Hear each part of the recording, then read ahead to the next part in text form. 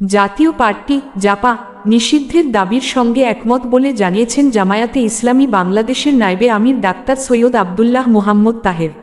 শনিবার ৩০ August Dhaka medical college ঢামেক হাসপাতালে চিকিৎসাধীন গণ অধিকার পরিষদের সভাপতি নুরুল হক নূরকে দেখতে গিয়ে সাংবাদিকদের সঙ্গে কথা বলেন তিনি। তাহের বলেন, নূরের ওপর ন্যাক্কারজনক হামলার নিন্দা জানাই।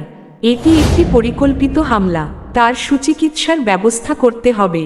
তিনি আরও বলেন, নূরের ওপর হামলার ঘটনায় আইনশৃঙ্খলা বাহিনীর ভূমিকা অতীতের সরকারের দমননীতির কথা মনে করিয়ে দিয়েছে। হামলাকারীদের বিরুদ্ধে কঠোর ব্যবস্থা নিতে হবে। জাতীয় পার্টি নিষিদ্ধ করার বিষয়ে গণ অধিকার পরিষদের দাবির সঙ্গে আমরাও একমত।